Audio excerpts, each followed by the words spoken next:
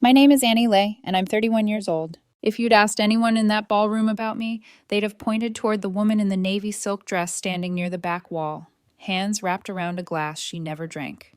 The band played a jubilant cover of a song I used to love, and a chandelier spilled light like champagne. I remember the smell of peonies, and the way a waiter kept hovering, as if kindness could be poured, topped up, made bottomless.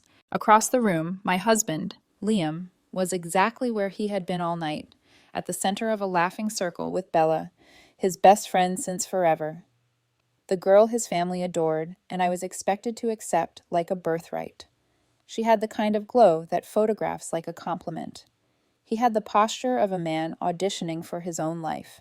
The music swelled, a saxophone sliding between notes, and they did too, Liam and Bella, twirling without ever touching, the choreography of two people who know each other's timing by instinct.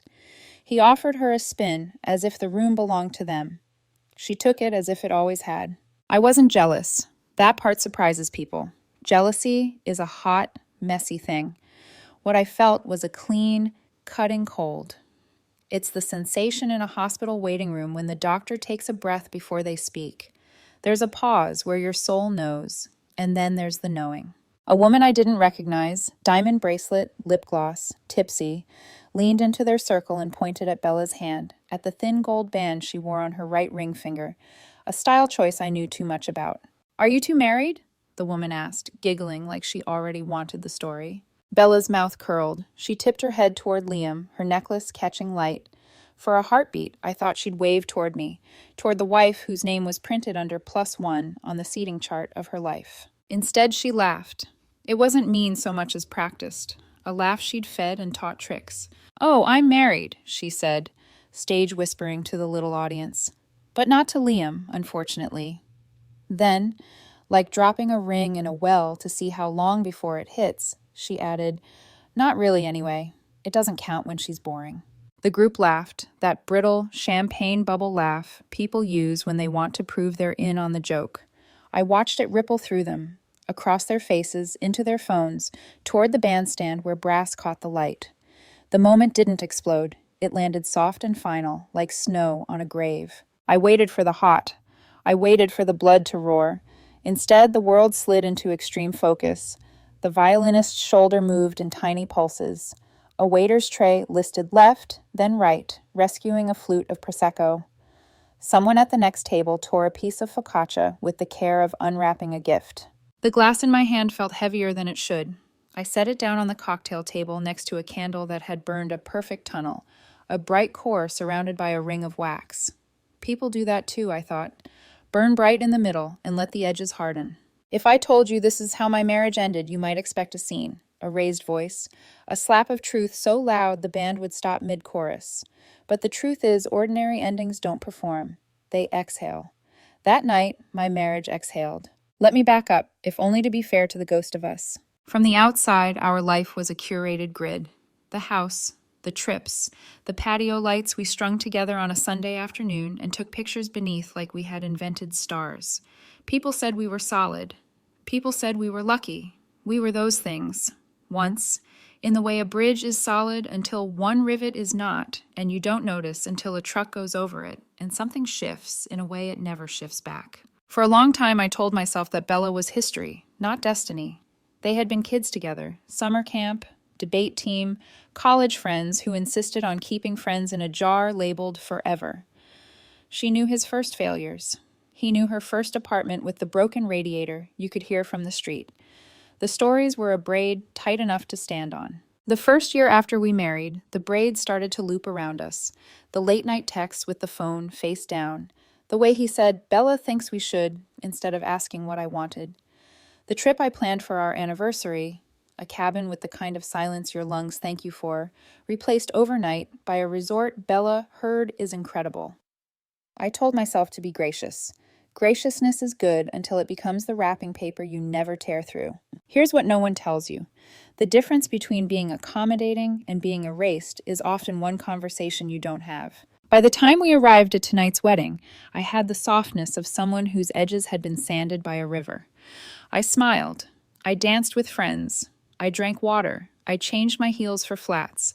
I told my reflection in the bathroom mirror that I looked fine, even though the lights buzzed like a lie.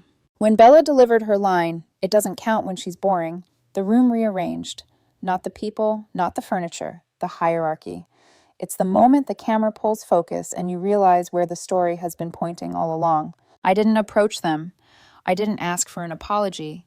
I didn't pick a fight that the room would replay to absolve itself of complicity. Instead, I did something so small and so unremarkable that no one but me would ever remember it. I looked across the room at Liam, and when he glanced over, sensing perhaps the gravitational tug of my gaze, I nodded. Not the "I'm okay" nod, not the "I forgive you" nod, the nod you give a stranger who has told you a true thing by accident. He smiled reflexively, then returned to the noise. The band launched into an anthem. The bride lifted her skirt to dance. The groom whooped. Glasses clinked. I slipped my clutch beneath my arm and stepped backward through clusters of people, then sideways along the perimeter, where the wallpaper was printed with palm leaves throwing shadows they couldn't help. In the hallway, the air smelled like iced linen and hotel math. If a wedding has 180 guests and each glass of champagne costs, no. I kept walking. Past the easel with the seating chart I'd praised earlier, so elegant. Past a trio of teenagers peering into a photo booth. Past a man on his phone saying, "Just park, I'll come get you." The elevator doors opened with the soft insistence of a library book closing. Inside, a mirror returned my face to me.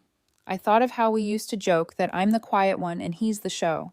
How, when the check came, I'd be the one who calculated tip and tax to the penny, and he'd be the one who held the pen like a baton. I thought about the anniversary cabin and the resort and the way I had learned to let myself be overruled in the name of harmony. On the ride down, the floors lit up one after the other like a countdown. In that glow, I made a small promise to myself I would no longer audition for my own life. The lobby was almost empty. A security guard watched a basketball game on a small screen, the orange blurs moving faster than thought. I thanked the doorman, though I didn't need to, a habit my mother called being raised right. Outside, the night air held the city's aftertaste. Exhaust, sugar, wet stone. There's a moment in winter when the wind passes straight through your coat and into the truth of you. I felt that, but not as weather, as clarity. I wasn't angry, not yet. Anger would have been a fire, and there had been too much performance already. I wanted something quieter, something that did not need witnesses. On the curb, a rideshare slid up as if I'd called it with a thought. I climbed in and gave the driver my address. He clicked the meter, asked about the event. "Must be nice up there," and I said, "It looks beautiful." We drove in silence after that. The city unfurled in sodium light. My hand sat quiet in my lap, wedding ring cool against my skin, a circle that suddenly felt like punctuation from a different sentence. Somewhere behind us, in a room leased by the hour, someone laughed the way Bella had laughed. I pictured the sound bouncing off chandeliers, collecting in corners, slipping under doors. I pictured it traveling all the way home if I let it. And I understood, with the steadiness of a signature, that I wouldn't. When the car turned onto our street, the driver said, "Have a good night." I heard myself answer, and I sounded exactly like a woman who had just decided how. Up the path, our porch light pooled warm on the steps. Inside, I set my clutch down, then my phone, then the ring. It made no sound when it touched the wood, just a tiny circle of moonlight under a lamp. There was no yelling, no plates thrown, no dramatic music cue, just a house finally exhaling. People think endings arrive with sirens. Most of them arrive like this, soft, precise, inevitable. If you asked me when my marriage ended, I'd tell you Saturday night in a ballroom with a laugh that didn't belong to me. But if you pressed, if you asked what really ended, I'd say the part of me that stood quietly to be chosen, the part that called it gracious when what I meant was afraid to be inconvenient, the part that mistook endurance for love. The rest of the story is not about rage. It's about a woman walking back through her own unlocked door and deciding which keys she will keep. And yes, it ended with a laugh, hers first. Mine will come later. I didn't wake up the next morning crying or panicking or even doubting what had happened. I woke up still. Like a lake after a storm, the ripples were gone, and only the reflection remained. I lay there, staring at the ceiling, remembering every time I'd laughed something off that should have been a red flag. And for the first time, I didn't feel stupid. I felt awake. Liam was still asleep beside me, or pretending to be.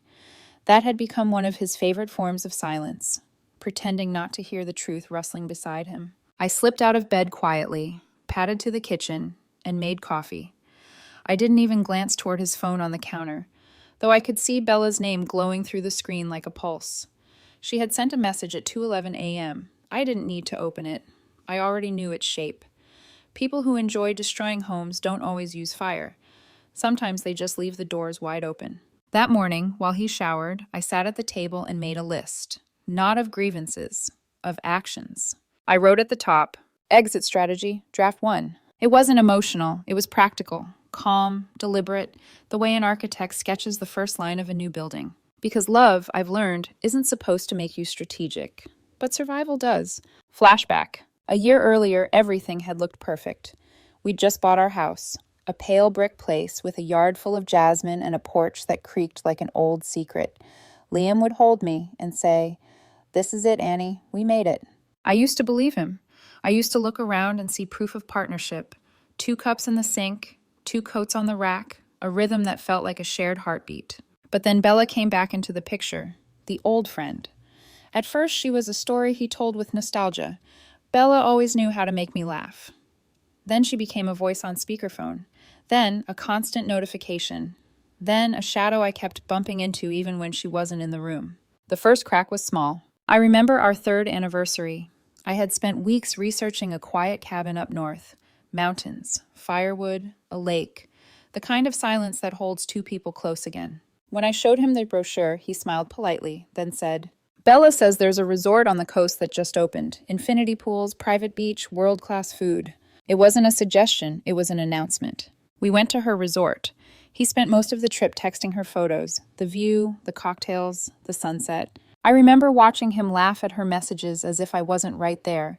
That's when I realized I wasn't part of his happiness anymore. I was just the setting. I stopped trying to win, and quietly I began to plan. The first call I made wasn't to a friend. It was to a lawyer. A woman named Clara Tran, recommended by my colleague, calm, sharp, and quietly lethal. We talked for 90 minutes. She explained marital property, asset protection, what was legally mine, and what was vulnerable. The house, I had bought it before the marriage, with my own inheritance. It was in my name. That was the key. Clara told me, "You can walk out any time, Annie, but if you want to walk out clean, start now." So I did. I opened a new bank account at a different branch in my maiden name. I started rerouting my freelance payments there, little by little. I began saving receipts for every purchase I made on my own. I even started scanning Liam's business statements, not to spy, but to prepare, to know what debts he might try to drag me into later. There was no drama, no confrontation, just quiet data collection, the kind of silence that's louder than shouting. Every night, I'd make dinner as usual. Chicken curry, his favorite. We'd eat in front of the TV. He'd scroll through messages, half smiling at something on his phone. Sometimes he'd say, "You're so lucky you don't get jealous easily." And I'd smile, thinking, "You have no idea what luck really looks like." Because luck isn't being loved by someone who doesn't respect you. Luck is realizing it early enough to plan your escape before the explosion. By month 3, my plan was complete. Financials separated. Documents copied. Passwords changed. A moving company on quiet retainer. The lawyer on standby. I even started keeping a journal. Not of feelings, but of evidence. Little details. Dates, remarks, receipts. It wasn't for revenge, it was for clarity. Because one day, when he tried to make me the villain, I wanted to be able to look back and remember that I had chosen reason over rage. The hardest part wasn't hiding the plan, it was pretending to still care about the small things. Like smiling at dinner with friends while he bragged about how Bella just gets my humor, or posting photos of us on vacation because he wanted to keep up appearances, or sitting through another family dinner where his mother asked, "When will Bella settle down? You two always look so cute together." I'd laugh softly and pour myself more wine. Every time someone confused my restraint for acceptance, I felt my spine straighten a little more. Then one night, it happened. The quiet confirmation that my plan was right. We were in bed. Liam fell asleep with his phone in his hand. It buzzed twice, the name Bella lighting up. The preview showed just a few words. "I still can't believe you said that in front of everyone. She looked—" I didn't read the rest. I didn't need to. I locked the screen, turned off the light, and lay there in the dark, feeling the final switch click inside me. No more doubt, no more hope, only timing. People always think revenge is about rage. It isn't. Revenge, when done right, is just truth, delivered precisely. I knew my truth. I just had to wait for the perfect stage. So I stayed. I played the part, smiled when needed, nodded when asked, wore the ring like an actor finishing her last scene. Because when a woman like me decides to leave, she doesn't slam the door. She builds the exit quietly, brick by brick, until one day she steps out and the whole house collapses behind her, soundless. And Liam, he never even hears it coming. It happened at the next wedding we attended, the one that would end everything. A friend of Liam's from college was getting married, one of those big coastal events where every moment was planned for photographs, champagne on the lawn, fairy lights over the ocean, speeches timed to the sunset. The kind of wedding Bella loved, the kind of wedding Liam came alive in, the kind of wedding I had started to dread. I'd known that night would be important. I could feel it like static before a storm. My plan was ready, the documents printed, the accounts separate, my mind clear. All I needed was confirmation, something undeniable, something that would justify finally executing what I'd been rehearsing for months. He came out of the bathroom in a crisp tuxedo, grinning. "You ready, Annie?" His tone was warm, casual, the practiced charm of a man who believed forgiveness was renewable. I smiled. Always. I pinned my hair back and slipped on my earrings. Small pearls, simple, quiet, the opposite of Bella. He didn't notice. The ballroom was glowing by the time we arrived. I could tell he was searching for her before we even made it to the coat check. He found her in seconds. Bella, in an emerald silk dress that shimmered like envy itself. She gasped dramatically when she saw him, hugged him too long, complimented his tie as if she had bought it herself. I stood 2 steps behind, watching them laugh, like they were in a scene I hadn't been invited to audition for. People turned to look at them. They were the kind of pair that demanded attention. The confident woman with the megawatt smile, the man who glowed in borrowed light. By 9 p.m., I had stopped counting how many times her hand brushed his arm. By 10, I'd stopped pretending it was accidental. I'd become a spectator at my own marriage, the quiet woman at the edge of her husband's orbit. Every time she laughed, I felt the crowd move closer to her gravity. Every time he smiled at her, I felt myself fading from the picture. Then it happened, the moment that broke the illusion completely. A group of guests gathered near the bar, Bella and Liam among them. A woman I didn't know pointed to the ring on Bella's right hand and asked brightly, "Oh my God, are you two married?" Bella didn't miss a beat. She looked at Liam, eyes sparkling, and said, "Not really. It doesn't count when she's boring." The laughter that followed wasn't cruel. It was worse. It was polite. The kind that fills a room and makes cruelty sound civilized. Something in me went utterly, perfectly quiet. I didn't gasp, didn't cry, didn't move. I just watched, as if I were standing outside my own body, observing the last thread between us snap soundlessly. Then, when she glanced my way, maybe to gauge my reaction, I gave her a smile so small it might have been a twitch. Then I looked at Liam. Our eyes met for half a second. I nodded once, a simple, calm acknowledgement. That was the last thing I ever gave him. I walked out of that ballroom without looking back. The music swelled behind me, laughter echoing like the hollow ring of a bell in an empty church. By the time I reached the parking lot, the air felt colder, cleaner. I unlocked the car, sat down, and just breathed. The silence was beautiful. When I got back to our house, it was close to midnight. I slipped off my shoes, went straight to the bedroom, and removed my wedding ring. It left a faint indent on my skin, a ghost circle. I placed it on the dresser and stared at it for a long moment. It looked small, powerless, like something that used to mean safety, but now only meant silence. Then I packed, not frantically, methodically, every motion deliberate. A suitcase for clothes, a box for documents, one drawer emptied at a time. I wasn't angry anymore. I was efficient. The next step was the house. I walked into the kitchen, tapped open the smart home panel, and deleted Liam's user profile. His access code, gone. His digital key, revoked. In less than 2 minutes, the house stopped recognizing him. Then I opened our shared bank account. It was the one he used for his everyday spending. Lunches, car payments, little indulgences. I transferred the balance to my personal account, left a single dollar as a reminder that something had once been shared. Next, the credit card. He'd been using the supplementary one for months. Dinners, clothes, spa weekends for Bella's birthday. I reported it stolen. Account frozen. Instantly. By 2 a.m., he was financially cut off, digitally erased, and legally vulnerable. By 3 a.m., I had stacked his clothes neatly into boxes in the garage, labeled with masking tape. Office, closet, bathroom. I didn't touch the gifts I'd given him. Those were mine now, souvenirs of lessons learned. Then I sat down at the kitchen table, opened my laptop, and typed a 2-word email to Clara, my lawyer. Subject, file it. When I finally went to bed, the house was silent. Not empty, just honest. I slept better than I had in a year. The next morning, the calls began. The first one cheerful. Him, assuming I'd gone for coffee. Hey, you up? Room service came early. You should have stayed longer last night. I hung up. An hour later, another call. This time, frustration. Annie, my card's not working. Did you mess with something? I can't even pay for breakfast. I didn't answer. By noon, the tone had changed. Angry. Panicked. Why is the door code not working? Annie, this isn't funny. That's when I picked up. I wanted him to hear the calm in my voice. Because you don't live here anymore, Liam. What are you talking about? I heard what Bella said last night. About me. About our marriage. I paused, letting silence do its work. You said it doesn't count when I'm boring. So I decided to make your life more exciting. He went quiet, then came the denial.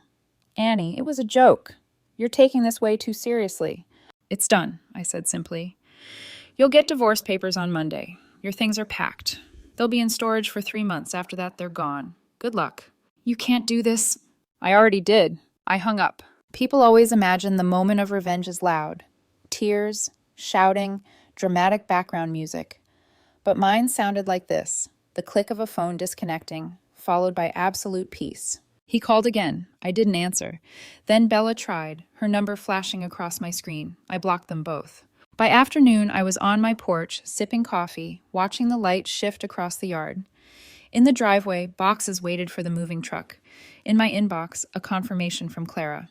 Petition for dissolution filed. The first domino had fallen. And for the first time in years, I felt something I hadn't felt since before I married him. Freedom. The kind that doesn't need an audience. By the second day, Liam's panic turned into something uglier. Desperation mixed with ego. I watched it unfold from a distance, like someone observing a house fire they once lived in. He called from unknown numbers. He texted from Bella's phone. He emailed me from his work address with subject lines like, "Let's talk," and "You're overreacting." When I didn't reply, the tone shifted. You're ruining my life, Annie. Everyone's asking questions. Just stop. You're not being rational. The irony didn't escape me. A man who spent a year treating me like wallpaper suddenly found me impossible to ignore. By the end of the week, the whispers started. People from our social circle, his colleagues, mutual friends, the ones who thrived on gossip disguised as concern, started messaging me with half-truths. Liam says you locked him out because you're paranoid. Bella told someone you had a breakdown at the wedding. He's saying you imagined things, that you were jealous of her friendship. Jealous. The word hung in my chest like a mosquito whining in the dark. If I had been angry, I might have confronted them. But I wasn't angry. I was deliberate. I knew how people like Liam and Bella worked. They rewrote the story before the truth could settle. They were trying to turn me into the unstable wife who snapped. Let them. Because when you know the ending, you don't rush to interrupt the middle. I waited 3 days before making my next move. That was long enough for the story to spread. Long enough for people to whisper. Long enough for the villains to feel comfortable. Then I went hunting for proof. A wedding in 2025 is never truly private. There's always footage, people filming everything from every angle, desperate to capture the moment they'll never post. I didn't need the official videographer. I needed the raw footage, the accidental witness. And I knew exactly who to ask. The bride's younger cousin, Maya, couldn't have been more than 19. She'd spent the whole night glued to her phone, recording everything for her stories. We'd talked briefly at the reception. She'd told me she loved my shoes. That was enough of a connection. I found her Instagram easily. Her profile was full of clips from the wedding. Laughter, champagne towers, dance floor chaos. I sent her a polite message. Hi, Maya. I'm putting together a little memory reel for the bride and groom as a surprise. Could I get your raw videos from the night? You captured some great moments. Within an hour, she replied with a link to a shared folder, hundreds of clips. I scrolled for nearly an hour before I found it, the one that froze me. The frame was shaky, a crowd of people near the bar, the music muffled by chatter. But the sound was perfect. The question, Bella's voice, her laugh, her exact words. Not really, it doesn't count when she's boring. And in the background, Liam's grin. He didn't flinch. He didn't correct her. He didn't even glance my way. It was 10 seconds long, 10 seconds that told the entire truth. I didn't want revenge online, I wanted precision. So I clipped the 10 seconds and drafted a message. No accusations, no explanations, just the truth. The recipients, the bride and groom who had hosted that night, Liam's parents, Bella's long-term boyfriend, Ethan, Bella's sister, two mutual friends who had called me dramatic earlier that week. You've all heard stories. Here's the truth. This is from the wedding on Saturday night. The audio is what matters.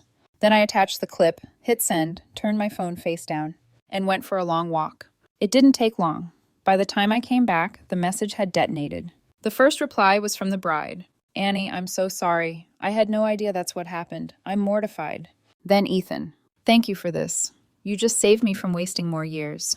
Then Bella's sister. She told us you misunderstood. I can't believe she said that out loud. And finally, Liam's mother, short and sharp. We'll handle this. Take care of yourself. I didn't post it anywhere. I didn't brag. I didn't even tell my lawyer. The truth was out, moving on its own now. Quiet, merciless, and entirely theirs to explain. By that evening, Bella's social media accounts went private. Liam's friends unfollowed him in clusters. Their version of events collapsed under the weight of their own voices. They had wanted an audience. Now they had one, just not the kind they'd hoped for. 2 days later, Ethan made it public. He uploaded the 10-second clip on his own page, captioned, "When loyalty sounds like laughter." It spread fast, not viral, but far enough, through the same circles that had mocked me days before. Now they were whispering about them. That night, Liam called again. From a new number. I let it ring. Then a message came through. You didn't have to ruin us like this. I smiled, because he still didn't get it. I hadn't ruined anything. I'd simply stopped protecting the lie. The next morning, Clara sent me an update. Divorce papers accepted. Final hearing scheduled next month. You'll keep the house. Full asset protection confirmed. I thanked her, closed my laptop, and exhaled. I wasn't angry. I wasn't triumphant. I was free. Because the truth had done what revenge never could. It cleaned the air. For years, Liam had treated silence as compliance. Now, silence was the weapon, and it was finally his turn to live inside it. 6 months later, my lawyer handed me the final decree. Divorce, granted. Assets, protected. House, mine. Clara smiled, one of those satisfied, quiet smiles professionals give when a case is wrapped cleaner than they expected. Honestly, Annie, she said, I've never seen it end this fast. That clip made it impossible for him to contest anything. I thanked her, not because I felt victorious, but because gratitude felt like closure. When I walked out of her office, the city felt new, louder, lighter. I had sold the old house, the one that still smelled faintly of his cologne and her perfume. I didn't want to live among echoes.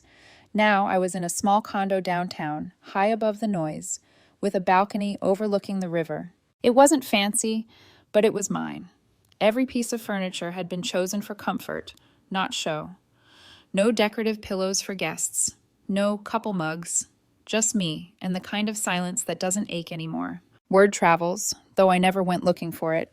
Friends who used to keep me updated about the social circle started volunteering information, as if to reassure me that justice had done its rounds. Apparently, after the clip spread, the fallout came quickly. The bride and groom, humiliated that their wedding became a public scandal, cut off both Liam and Bella entirely.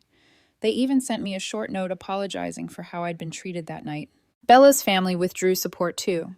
Her parents hated embarrassment more than they loved her. They stopped funding her startup, canceled her credit cards, and told her to take responsibility. Ethan, her ex, was ruthless in his calmness. He didn't just post the clip. He posted a long message about respect and deceit, tagging both of them. It's not the betrayal that hurts most, he wrote. It's realizing how long everyone else saw it coming. It spread through our mutual circles like wildfire. Within a week, their reputations were ash. Liam tried to rebuild. He told people he'd been manipulated, that Bella had taken advantage of his good nature, but no one believed him. A man smiling in a video where his wife is mocked doesn't get sympathy. His company quietly reassigned him, then let him go for optics. Bella's influencer brand, the one built on authentic living, lost sponsorships overnight. Her followers vanished. Her apartment lease ended. A mutual acquaintance told me she's now working as a waitress in a small bistro across town, that she looks tired, that she doesn't laugh as loudly anymore. I didn't feel joy hearing it, just confirmation. People like her and Liam build entire worlds on borrowed integrity. And eventually, the bills come due. I, on the other hand, started rebuilding too, but quietly, inwardly. I reconnected with old friends, picked up my photography again, started running in the mornings. At first, I didn't know what to do with all the empty space. Then one morning, while making coffee, I realized I was humming, just humming. And it hit me that peace isn't loud either. It doesn't announce itself. It just shows up one day and asks if it can stay. A few weeks ago, I got an email. No subject line, no greeting. Just this: I'm sorry, you didn't deserve it. I didn't see what was happening until it was too late. Bella. I stared at it for a minute, then closed it. Didn't delete it, didn't respond, just let it exist. Because her apology wasn't for me, it was for her conscience. Last week, Liam called from an unknown number. I recognized his voice immediately. Softer now, slower. He said, "You win." And I said, "It was never a competition." He went quiet, then, "You really planned it all, didn't you?" I smiled. "No, Liam, you did?" Click. End of call. Sometimes I still think about that night at the ballroom, about how it all began with a laugh that wasn't mine, how I walked out of that golden, echoing room and never looked back. People think endings are loud, doors slamming, glass breaking, hearts shattering. But sometimes they sound like heels clicking on marble floors and a woman deciding she's done performing. Now, when people ask about my past, I just say, I used to be married once. No drama, no bitterness, just a fact, sealed and archived. Because I learned something important.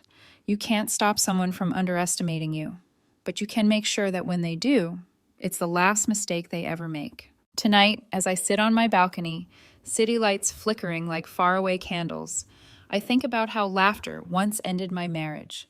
And for the first time, I laughed too. Not out of pain, but peace. It doesn't sound fake. It doesn't sound cruel. It just sounds free. Her laugh ended it. Mine rewrote it.